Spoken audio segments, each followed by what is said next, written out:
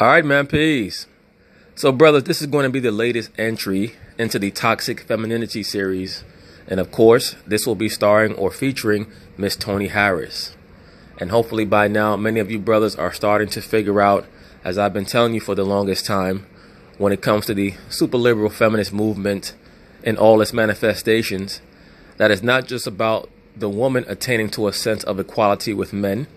It's really about the female trying to make herself feel better about the fact that she was born a woman by trying to equate herself with men.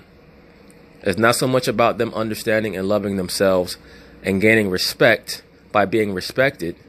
It's more about them trying to see if they can force men out of traditionally male-oriented roles or archetypes like football, the Boy Scouts, etc. They're doing it just for sport. And brothers have to understand something. In order for the female to continue to disrespect what you've always been about and what have always been considered quote-unquote men roles and things of that nature, you have to allow it. And what you'll often notice, especially in features like this pertaining to Miss Toni Harris, she's being enabled by weak, spineless men. By men who are fearful of telling her, no, you cannot play on the men's football team because you're not a man.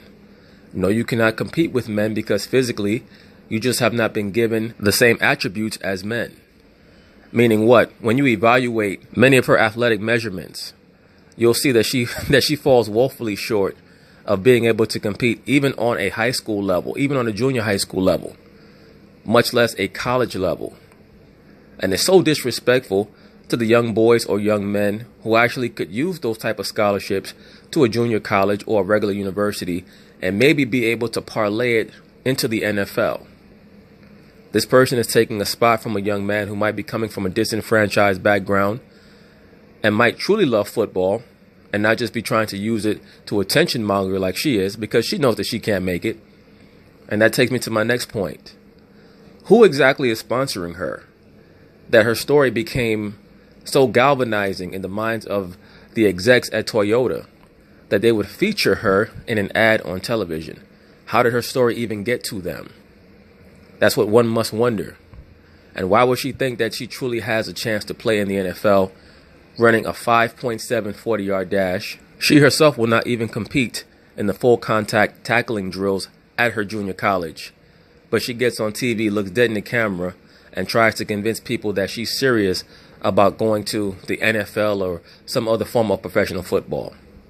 It's very obvious that she's a pawn being used by certain corporations to help push the female superiority dynamic or agenda or whatever you want to call it. And what's truly shameful, as I've already stated, is not even so much what she's doing, but what the men who are around her or the males who are around her are enabling her to do.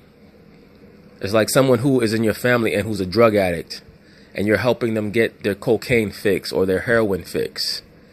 You're not helping the problem, you're hurting the problem. And like I've told you brothers numerous times already, for the most part, the woman is just a child with breasts, and you can see it here. It's very clear. This person is accustomed to growing up in an environment where she's never been told that she's wrong, or she's not been told with enough qualified information behind it to help her understand that not only are we not going to tolerate your delusional mentality, but we're also not going to allow you to infiltrate the minds of the young boys around you to make them believe that they should subvert their own dreams or their own visions for themselves to make you feel better about yourself. There's a person here, Toni Harris, who's on record as stating that she was the prom queen, the homecoming queen, and she also wants to play on the football team. So she not only wants the accolades that come to her as a female, but she also wants to take part in what the men do. Now, if a heterosexual man said, I want to become the homecoming queen just because, all of his friends will look at him and say, are you a homosexual, or are you trying to become a transgender? And he said no. His friends would automatically assume what? That he had a mental illness. And that's my point.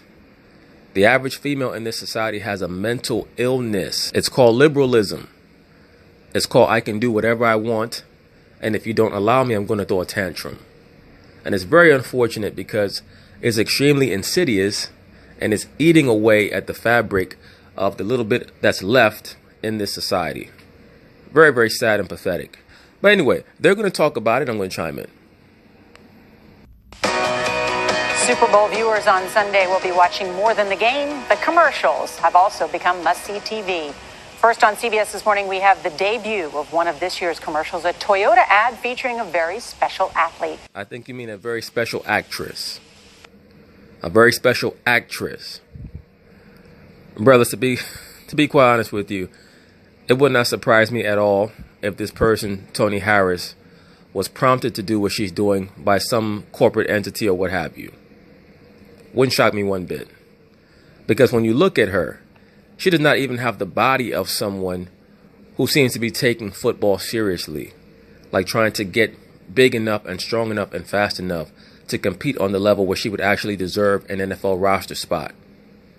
So that tells me that she's been told by certain sponsors, she's been gassed up and had a battery put in her back to be made to believe that she will get some level of a roster spot on an NFL team just because.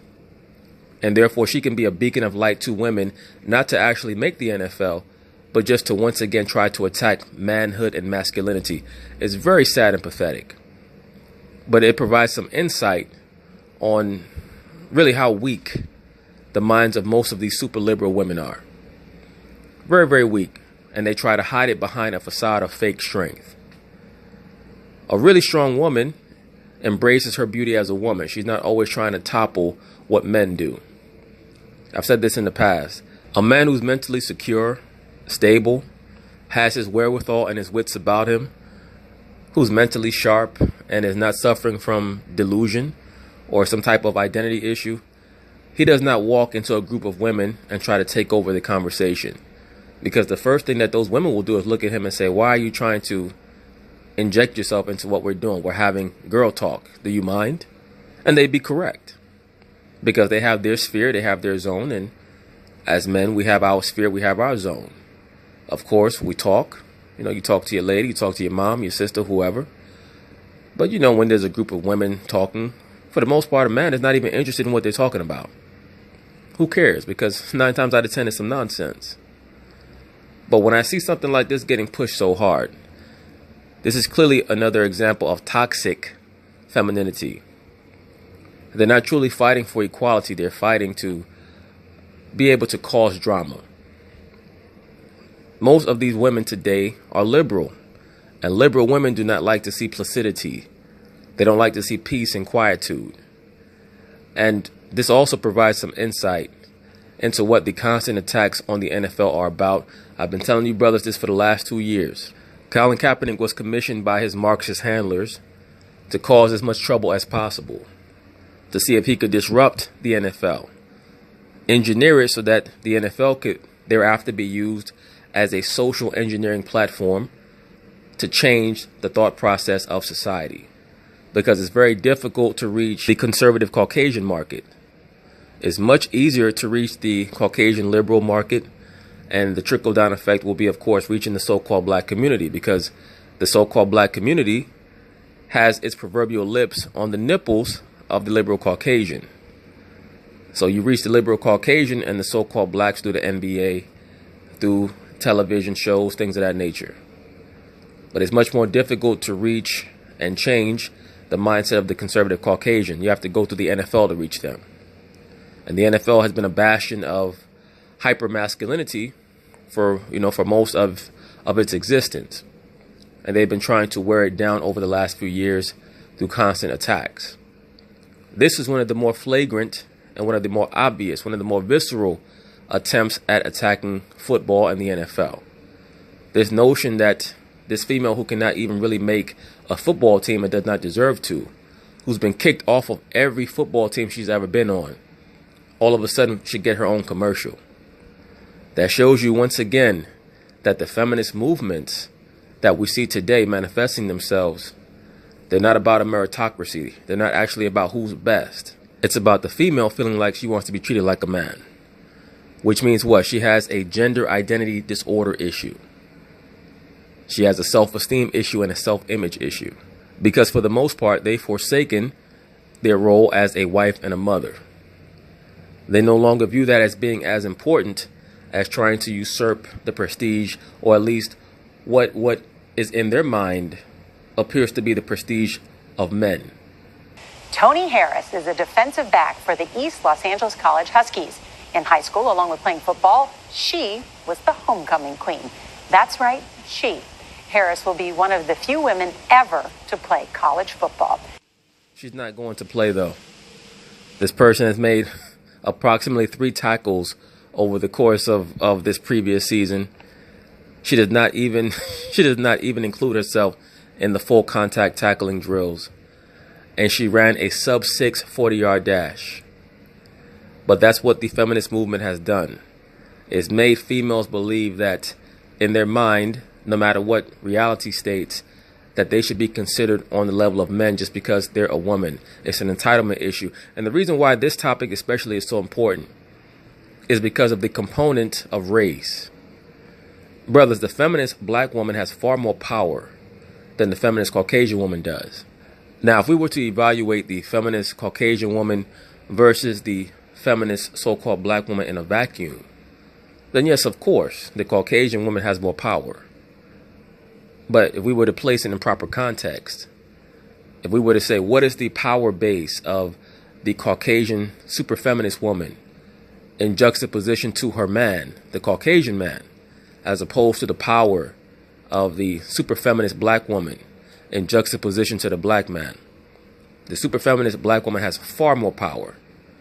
Once again, our so-called community is led by a black matriarchy of very resentful, very vitriolic, quote-unquote, women whose true intent, for the most part, is that they're just going to use men as breeders and then send them on their way. And there's a case of cognitive dissonance when it comes to that concept. They refuse to accept, and really nor should they truly accept any form of reality, because this is not a real society. So if if the super liberal feminist black woman sat down and said, you know what, you're right, I really am doing this. I really do have a praying mantis mentality. I'm allowing men to get me pregnant and then purposefully kicking them to the curb so that I can be glorified. What that would mean is that they're ready to be held accountable for their actions, and that's not going to happen, brothers.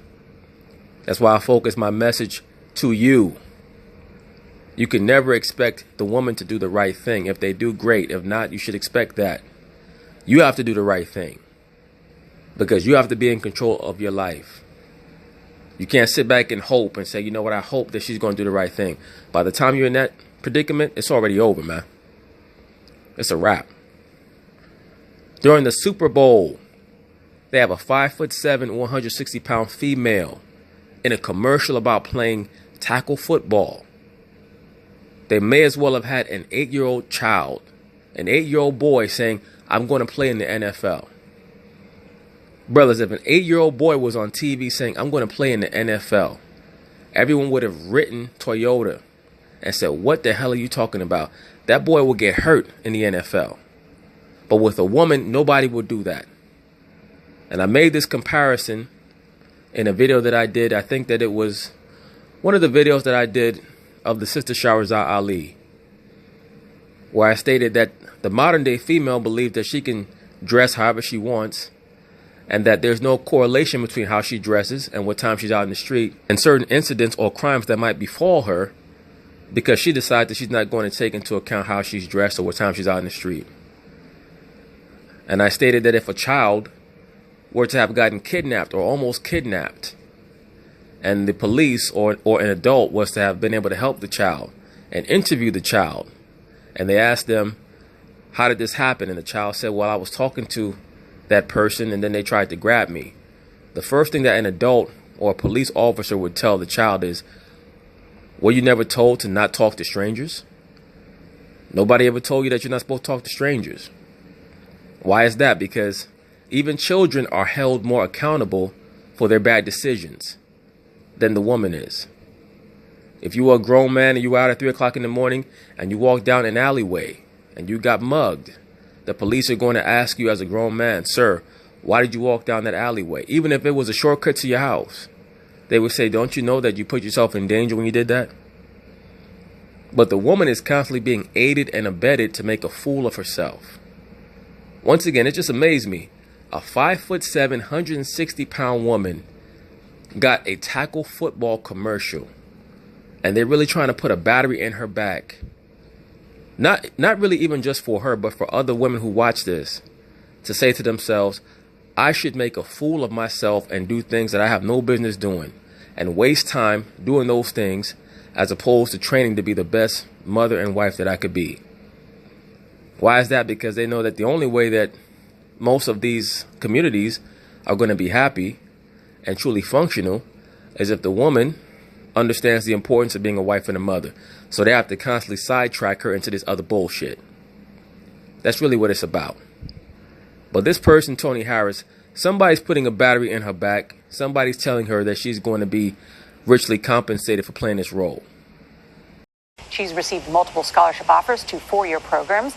And while she still hasn't decided which one to accept, she has set her sights on an even bigger goal. I first developed the interest in football when I was about between 4 and 6 years old. People around me, they weren't too fond of me playing football. They said that I could get hurt a lot easier.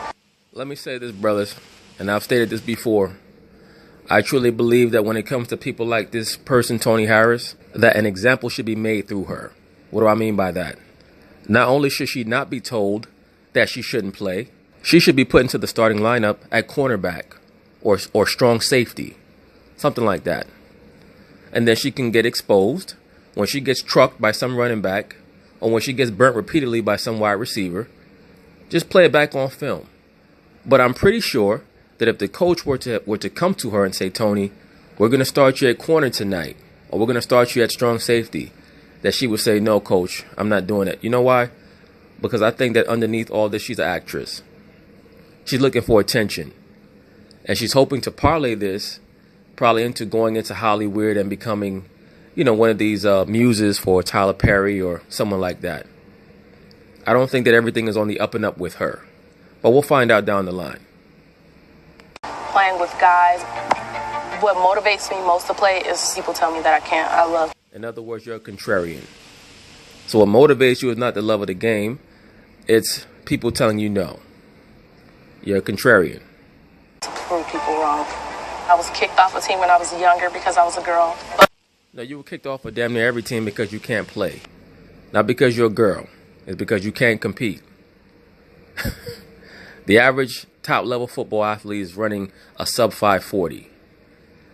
You're not even running a 540. You're running a 5.7 in the 40-yard dash. Once I got older and into high school, it still was hard, but I just tried to pave my way through no matter what anybody said. It's my dream, and I'm going to protect it at any cost. Once again, brothers, if a 7-year-old boy or an 8-year-old boy said, I'm going to play in the NFL, or even that I'm going to play high school tackle football, you know what they would tell him? They say, son, you're too young, you're too small, you're too light, you're too slow, you're too weak. But for this female here, they still put her on the team. Not only did they put her on the team, but they gave her a commercial. That's toxic. Because you're stopping someone who actually can play from having a chance on the team. And the coach should be embarrassed.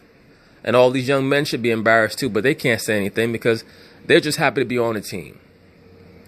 They're going to take their instruction from the coach.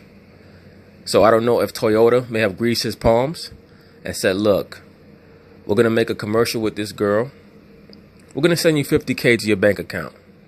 Just let her play on the team. Toni, please step in there. Playing football at the college Allegedly. Everything I'm saying is alleged. level makes me feel very proud of what I am doing. It's 80% mental and only 20% physical. So. Oh, really? So playing tackle football is 80% mental and 20% physical. Well, you don't get involved in any of the drills, nor do you really play. So you're missing a lot of that 80%. You have to have a different mentality to play the game of football. 7 on 3, 1, 2, 3. A message. Look at this shit. Look at her emerge out of the middle of that damn huddle. She look like a cheerleader who snuck into the football locker room and put on a uniform. It's so ridiculous, man. What I would like to send to younger girls is to keep your dream alive. Nothing's impossible. You can ask God for something, but you have to meet God halfway. The way that you meet the Most High halfway is to keep his commandments. That being that you wear a long dress, you keep your head covered, and you be a good wife to a good man. That's your job. Not to be out on a football field. The Most High is not hearing your prayer going out on a football field. I could say I want to go rob banks. I'm going to pray to the Most High to help me rob this bank and get out safely. That's not going to fly. Toni Harris. They said she was too small. When Toyota contacted me about the Super Bowl ad, I was literally in the locker room getting ready to get dressed, and I heard my phone ding, and I saw that they wanted to shoot a Super Bowl commercial. I've never... Right, but once again, you said when Toyota contacted you in the locker room. You're playing at a junior college, or at least when they contacted you, you were probably at some other institution. How did they hear about you? Or did they get to you because they let you know that they were looking for a female football player to use as some sort of symbol? Once again, brothers, we're living in a corporatocracy. And that's why I told you, brothers, for a very long time that it was very obvious to me that there were corporate factions behind Colin Kaepernick and that there was a corporate faction behind the wokeism of LeBron James. That's how it works. The corporations are using many of these prominent athletes, especially black athletes, to push super liberalism in the so-called black community. Shit like this is the reason why there's so much separation and dissension between the so-called black man and woman. Because this chick is out here worried about playing football or acting like she is, when really she has a higher purpose that she's not willing to fulfill, because the modern day female has been told that it's demeaning to them to be just a wife to a man. I've been a big fan of assumptions. I want to be the first female NFL player. She says she wants to be the first female NFL player. She don't mean that. Because if she really meant that, she'd be striving to play on that junior college team. Once again, why does a junior college female player have a commercial through Toyota? How did they get together? How did they find this person? Unless she was already found. Being a role model, it's an honor, but it's also a privilege because not every day everybody can stand up and be a role model for other people. And it's kind of hard. It's a lot of pressure, but I mean, I'm just paving the way for the next little girl that's going to come along and be a role model as well. No, you're not paving the way for shit because you ain't going to make it to the NFL. You're not even going to make it to a major college. All right? Brothers, once again, I believe that you're going to see her end up in the acting world. That's just what I believe. So we'll have to wait and see. But I believe that she's going to end up in the acting world. And if she does, then we'll know that this was all one big ceremony or some type of silly ritual or narrative to push on the masses to get them to believe that football should be even more effeminized than it's already been. Paving the way, and here is the premiere of the full Super Bowl ad featuring... This is some gender-bending programming as well. Remember, the concept around the Baphomet is to dissolve and bring together. So you bring together the feminine principle and the masculine principle. You notice in one photo they show her posing like a man, flexing her bicep, dressed up in football uniform, and then they show her posing as a female. So once again, the agenda is to masculinize the females and effeminize the males. Toni Harris from Toyota, a sponsor of our show, CBS This Morning.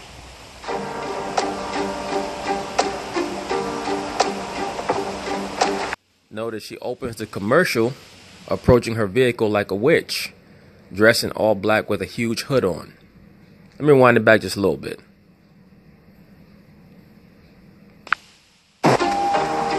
They've said a lot of things about Toni Harris.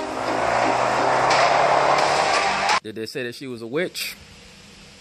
Did they say that? Once again, brothers, do not be surprised if you see this person, Toni Harris, in a Tyler Perry movie real soon. All right? Tyler Perry, Spike Lee. What's my man from Oakland name who directed Black Panther? Coogler. Do not be surprised. They said she was too small. They said she was too slow. The broad is too slow. She runs a 5.7 40. They're showing this broad running around the track like she's fast or some shit. too weak.